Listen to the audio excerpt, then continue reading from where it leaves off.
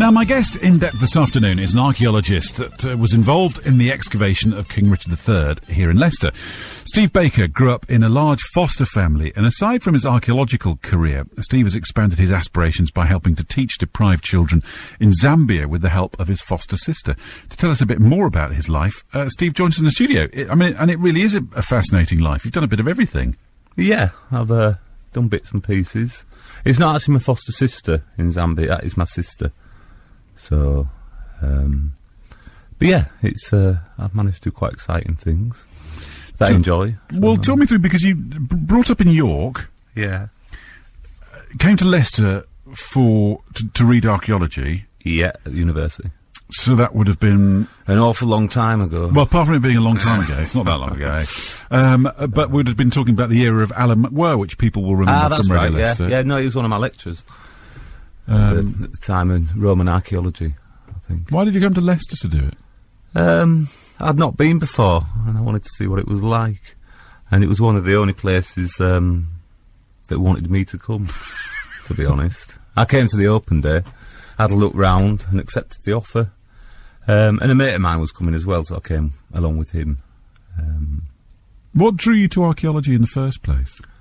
People ask me that, I don't really know. I mean, coming from York, there's loads of archaeology around, so I don't know whether subconsciously I sort of took that in as I was growing up.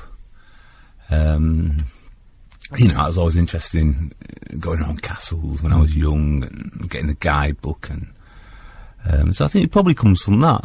And to be honest, it was a want of, something else to do. I didn't have any definite, clear idea of what I wanted to do in the future when I went to university.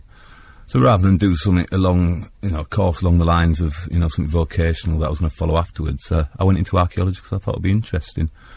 And things followed on from then, although I didn't do archaeology straight away after university. I worked for the Society for the Blind, the Leicestershire, Rutland and Wycliffe Society for the Blind, for about 7 years, and then got the opportunity to go back into archaeology some 10, 11 years ago, because I still had a couple of friends that were still working in the unit from my course, and it was a sort of time for me where I was thinking of moving on, doing something different.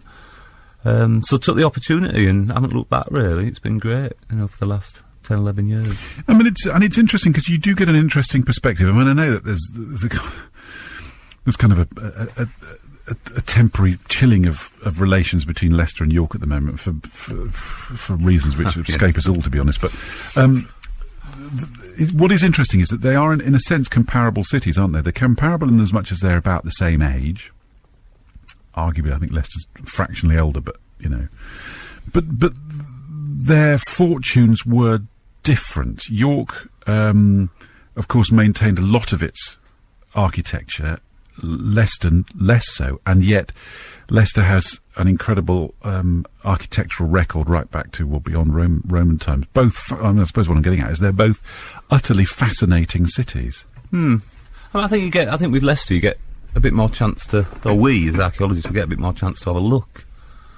Because there's been that development, and because there's continued development, it's something you don't get in York as much. Not that I know much about what's going on in York, I've not been there for a long time, I've still got family there, but I think you get more chance to have a look, especially in the last, the Shire's development which is now the High Cross, and the development in the city. That's the kind of thing you just don't get the opportunity to look at in York. I'm not aware of in the city centre. So in a way, you've got a bit better chance in Leicester to look at the archaeology and sort of work out things about the past, really.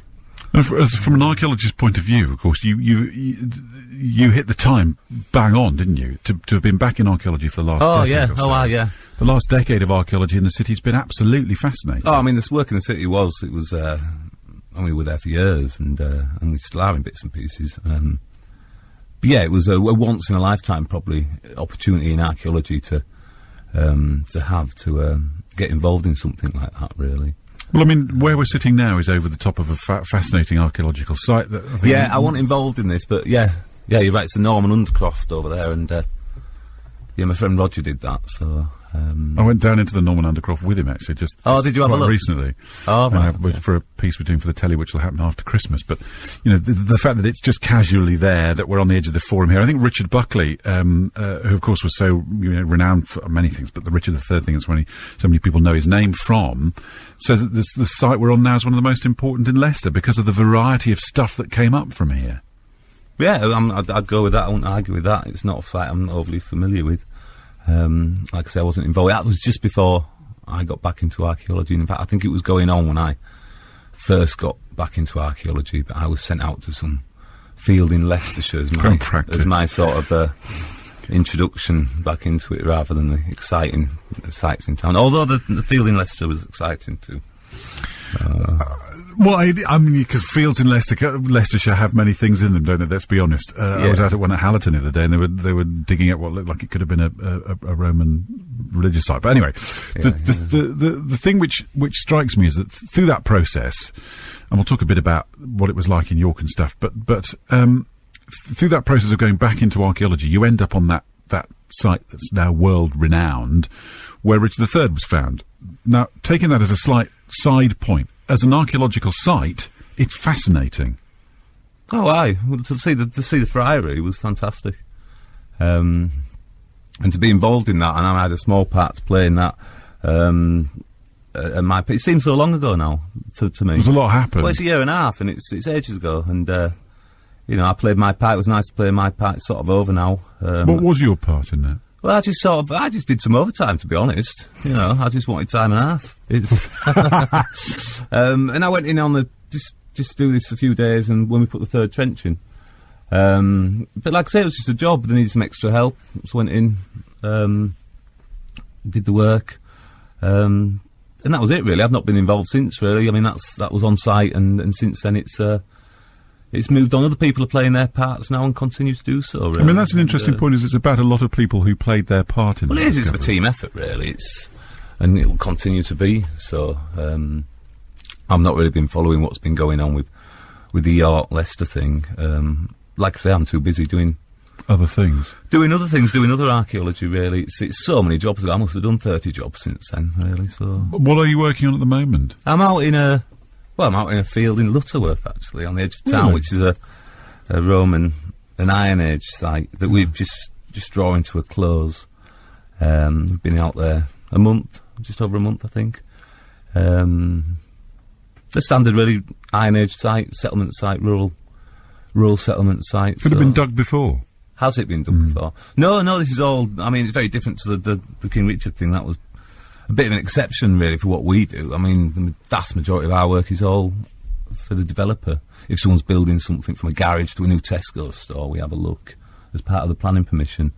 So in that respect, the King Richard thing was, again, a once in a lifetime career thing. Yeah. Anyway, that's why it was nice to be involved in it. It was different, a different atmosphere, and that. I think everyone enjoyed it because of that.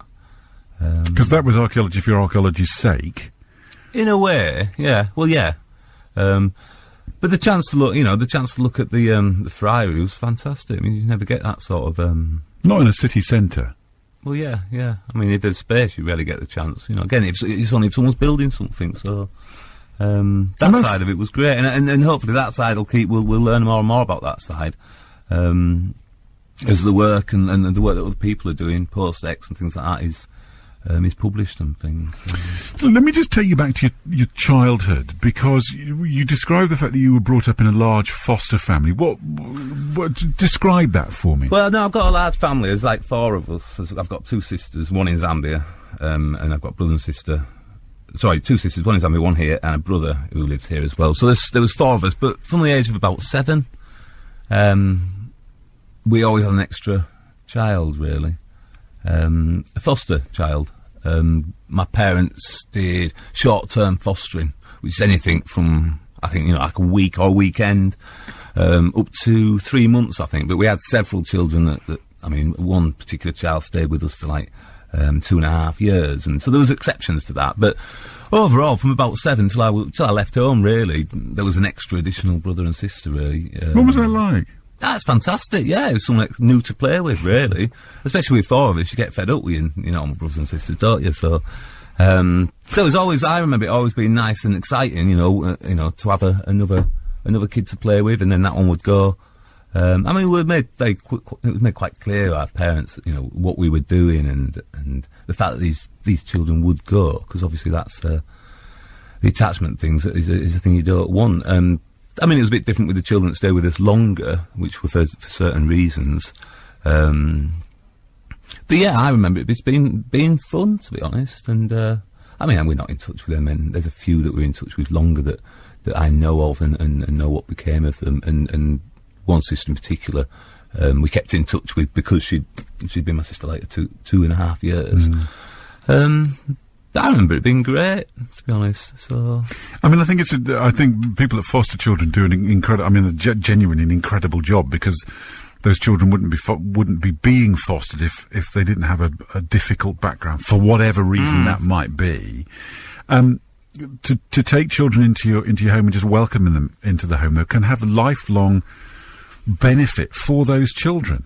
I think so. Just to be involved in that kind of hustle and bustle of family life. I mean, obviously it's very different. I mean, the decisions and the choice to do that was taken by my parents. I was a child at the time, so that sort of commitment came from them, and I suppose they were comfortable that wouldn't affect their own children, us, by doing so.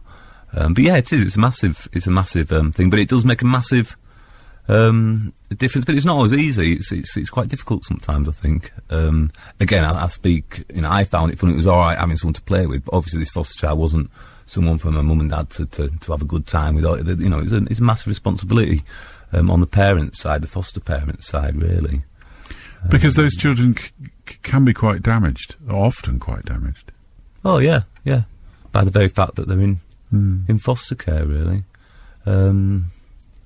And they're not always happy stories, not always happy endings for kids in foster care. It's not sort of a one-off thing. A child goes to foster care and then everything's all right.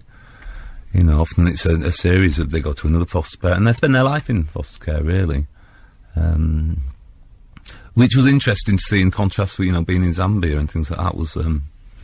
It was interesting to see the different sort of provisions made for children, because there's no such thing as foster care in Zambia, really. How did you end up in Zambia? I went originally. Well, my sister was there, and I. How did she end up there? She runs. Well, she works with vulnerable children. She's always done that. She's got a background in social work in England. Had before. She decided to sort of expand on that and decided to go over to Zambia, where there are a lot of vulnerable children because of AIDS and numerous other things. So there's no shortage of people she sort of works with.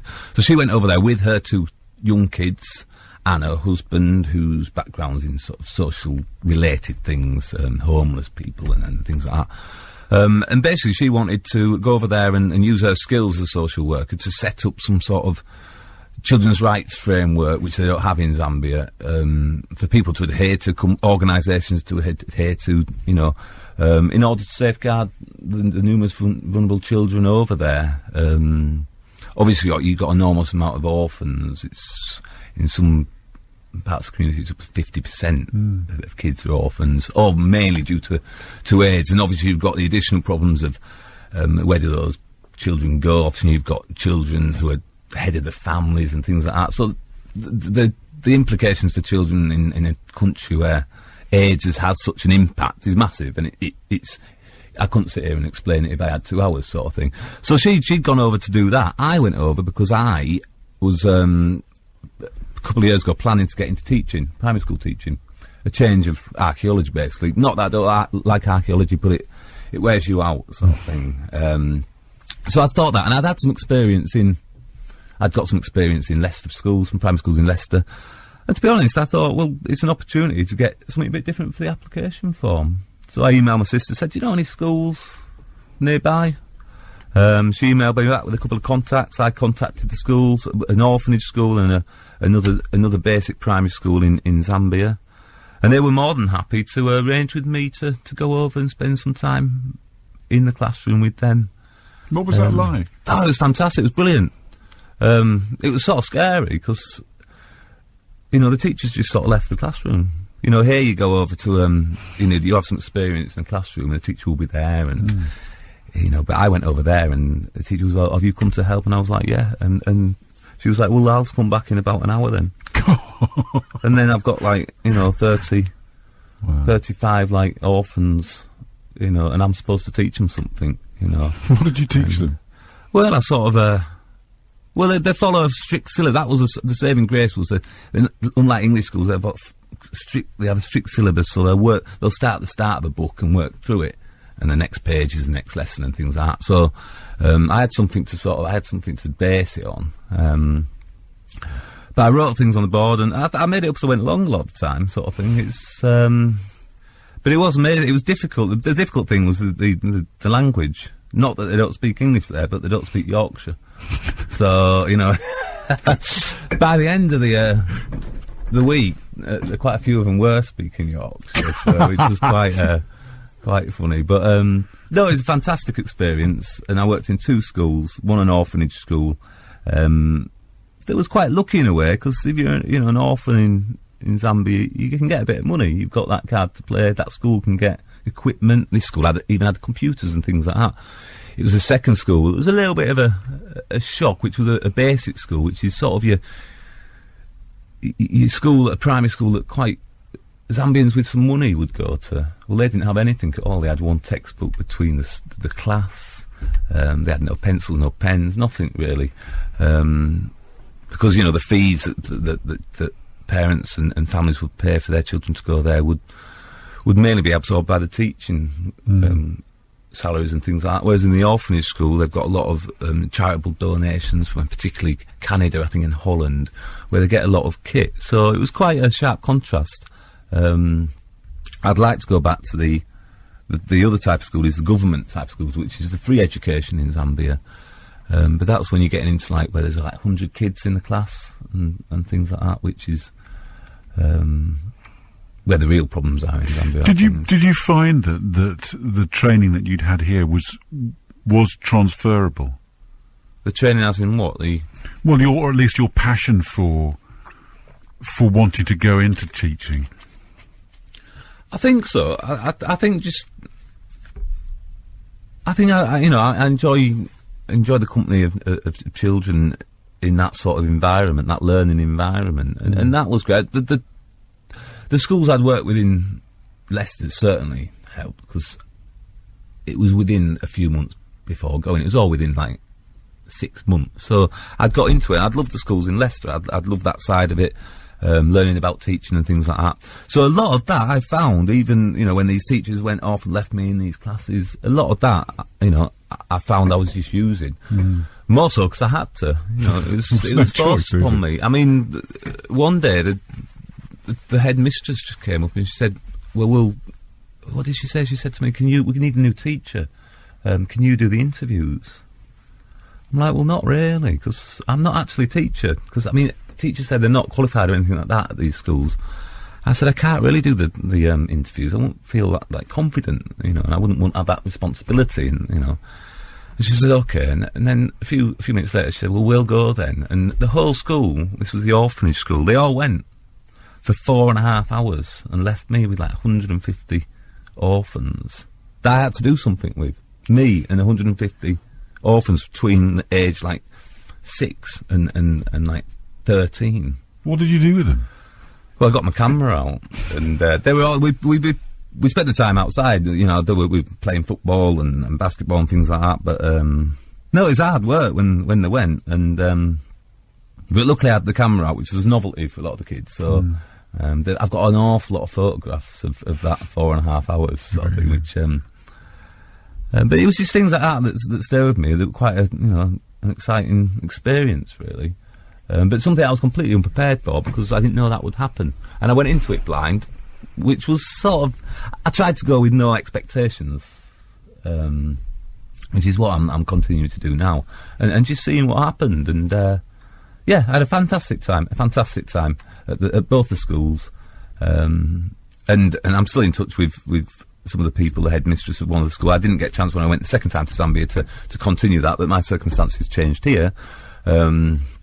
But no, it's something that will always remain with me. It was brilliant, and just to see, the kids having fun in sort of them sort of circumstances, really, was Steve, it's a pleasure talking to you. I mean, what an adventure apart from anything else, but we'll pick up on that a bit more after the news headlines. But in the meantime, Steve, thanks for joining us here on BBC Radio Leicester. Thank you.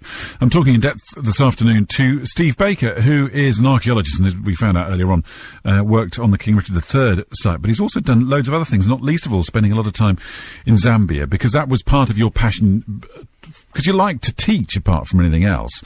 So you went out there, life-changing experience, went out to Zambia on first occasion, set up a whole system of using football to help people and get people involved in that. You went out a second time, and you've done, just enormous amounts of things, but you're working particularly with one charity. What is that? Well, I had some contacts. I made some contacts, started some work, or chatting mainly, to the FAS UK, which is fetal alcohol syndrome in the UK, awareness in the UK, which basically promotes fetal alcohol syndrome, a syndrome that still not an awful lot of people know about, and it's probably a syndrome that's going to become more prevalent as people find out about it. And because I was getting involved in that in the UK, I thought and I was going to Zambia already, I had my ticket, I thought, well, and I'd also found out as a coincidence that the administrator, or the coordinator of the FAS UK was actually from South Africa. And then at the same time I found out that South Africa's got the highest rate of fetal alcohol syndrome cases that's known, or one of the highest. And it seemed to click, this Africa thing. I was going to Zambia. I knew Zambia would not have any statistics, but I knew that the chances were that the rates of fetal alcohol syndrome would be extremely high, if not higher there. What drew you to working in that area here in the first place? In England, what drew you? Well, one of my foster sisters we had, called Georgina, we had her for about 2.5 years, and she had fetal alcohol syndrome. What is it? Well, it's a syndrome, basically it affects the development of a child's brain, which will therefore affect them, the mental capacity and physically after birth, basically, caused by intake of alcohol by pregnant women, really, so that's the gist of it. But, so that was the main reason I got in touch with the charity in the UK, and like I say, a natural progression. I was going to Zambia and I thought I'd developed I changed, with their permission, some of their literature to make it more African friendly, sort of Bantu friendly, and a designer friend of mine did that for me very kindly, and I took the literature over and a lot of information, and sort of made a lot of contacts more than anything in the health, the Ministry of Health, and in some schools and in some clinics, and also in a centre, the only centre in Zambia, run by Zambians, for harm reduction in alcohol, and although it's not a priority for them, they were aware of they were very welcome, appreciative of me providing them with this literature. And the job now is to continue liaising with them, and see what help we can do, perhaps the next time I go over. A lot of the work I can do is arranging stuff in the UK, the same with the involvement in the football academy. The work I can be most useful doing is in the UK. Tell us what you did with the football academy. Well, the first time I went over, I was working in these schools. Often they finished by about 3 o'clock, and I'd wander back to the compound, or the shanty town where my sister lives, and I'd just head down to the football pitch. I like football, and I'd taken some kit over, because when I first went to Zambia, I sort of said to my sister, is there anything I can bring over? She said, oh yeah, you'll bring some footballs, and you won't have any problem getting rid of them. So I took some footballs, and some friends of mine who I play football with provided me some old team shirts and things like that. I took them over, wandered about the football pitch, I was just exploring the shanty town, the compound, and bumped into Kelly, who's a friend of mine now in Zambia, he's the coach of the Dynamic Stars Academy, and I spent a lot of time with him, and then I knew I was going back to Zambia, so I made more of a concerted effort in between, back in the UK, to get more kit. And in the end, I took about 60 kilograms of... Did you really? I used all my spare baggage, because I travel light. I think I had like 123-kilogram bag I could take. Well, I get all my stuff in there, and I bought an extra bag. At the same time, in between, I sort of got a little bit of money raised some family and friends. So I got a little bit of extra kit there because they haven't got anything. They've got no kit. They can just about scrape together enough for a football when it bursts. So that progressed to that. I went back with all this kit. And that's when the teaching thing had changed. I'd changed my plans in that respect. And just spending time, the last time I went to Zambia in July, with the kids of the academy, which basically range from, they've got kids from age 7 up to 18. And there's about 120 in this academy. There are lots of academies. But basically this academy is slightly different in the compound because it's got its own aspirations, and then they do a lot of work for the kids. It's a way of getting the kids not just together to play football, but to educate them in healthy ways to live, in AIDS, ways to avoid AIDS, in sort of underage marriage, avoiding underage labour, things like that. A lot of the kids need the football academy because they don't go to school. A lot of the kids, the schools are either sessions are in the morning or afternoon, so it's something for the kids to do in the compound after or before school. They have nothing. There is nothing else for kids to do in Zambia apart from go to school, go to church on a Sunday. There is no other entertainment for the kids in the compound. So presumably the take-up has been really strong. It's ridiculous. I mean, you could double the size of the academy. I mean, I must stress that the academy existed before I went there. And they exist they have fixtures, everything you'd have in a football academy here. But done in a very different way, in a very Zambian way. But the key difference with this, what attracted me to this actual academy, was the aspirations they have for the future, which is something in areas of extreme poverty. People don't have it's hand to mouth. It's, can we afford food for today? Or at the most, can we afford food for the end of the week for our family? So to meet this guy Kelly, who had aspirations to get his own land, to get a team bus, to get buildings, to get a feeding centre, to build an oven. All these dreams are what attracted me, because actually, to them, they're dreams. To my friend Kelly, it's a dream, because the money is impossible to get. But for me, the money's not great. And actually it's easily raisable. We're not talking big money to achieve these dreams that the academy have. But yeah, that's basically it. It's a way of getting the kids to stressing the importance of education, which is of an importance that's not really comparable to education here. It is a matter of life and death, really, education there, quite literally with the AIDS epidemic and stuff. So that's the gist of what I'm trying to do. The kit thing is proving difficult because getting kit there is quite... it's a logistical issue, isn't it? It's a logistical issue that I've not given up on. It's just something I've not researched in depth yet.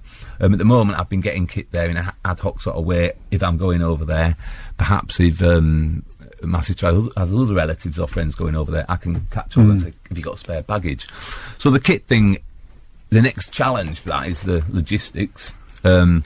But obviously, the money thing is the thing I want to raise for the academy, to invest in projects that they initiate, to hopefully make it a bit self-sustaining. So rather than relying on me or anyone else to take it over, they can establish some small projects or enterprises there, which is possible because I've seen it happen, and raise their own money. And they're silly things like they got a popcorn machine. They could probably sell popcorn on the pitch on a Saturday, which is match day, and all the teams play on one pitch. It's not like here, there's I think 40 teams share one pitch. Don't ask me how it works, it does. But if they had a popcorn machine, something like that, they could sell popcorn and probably afford to buy a football, when theirs wore out, when it wears out, which is probably very quickly compared to it because there's no grass or anything. And a popcorn machine costs about £10.